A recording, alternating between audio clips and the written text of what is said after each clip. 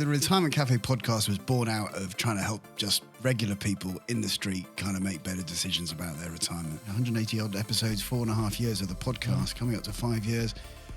God, if you were starting out now, the idea that you're going to plow through all of those episodes and try and work out what do I need to listen to, really tough. Yeah. So I thought, well, could I distill this into a handbook, that actually was available to anyone, and then people maybe from the handbook go, you know what, actually I will go and listen to that story from that guest because that that bit really interests me, or that's something that I've got a challenge about. So maybe it's a handbook for the podcast. I don't know, but I think it stands up on its own right as well.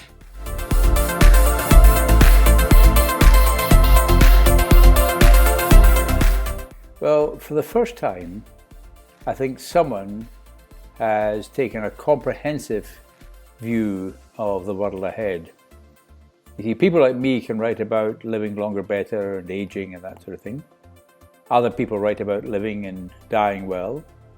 Other people write about money, but I think you've brought it all very well together at this time of transition in the lives of people, where they are starting to think ahead.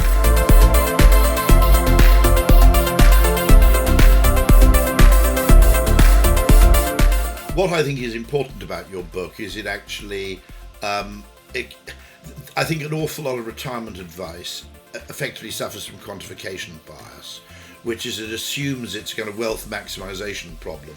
And of course, the two things that get left out of the equation are both time and what you might call emotional factors, which is the quality of the time, not just the quantity of it.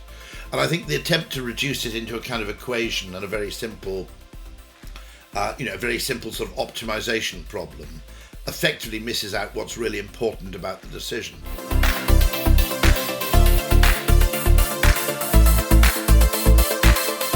When I first went to Oxford, they sent me to the Superann department, and someone started talking about buying back extra years of superannuation. But in Glasgow, time finishes next Friday. Job, house, savings.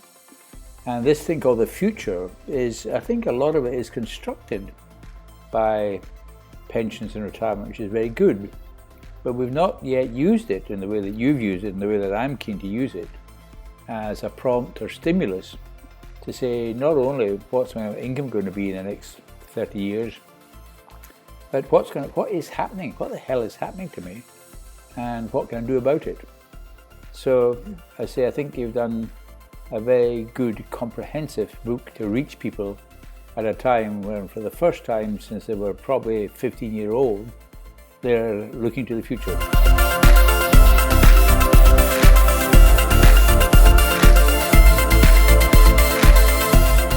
Well, look, man, I think you've done an outstanding job with this book. I really don't say that lightly. I do read a lot of books, and I get sent a lot of books to read. I think you've done an outstanding job with this. I think it's going to help a lot of people, and we need to encourage as many people as possible to buy it, but also maybe to buy it for their loved ones, those that they know who are entering this stage or starting to think about it, because the sooner we can think about this stuff, the better.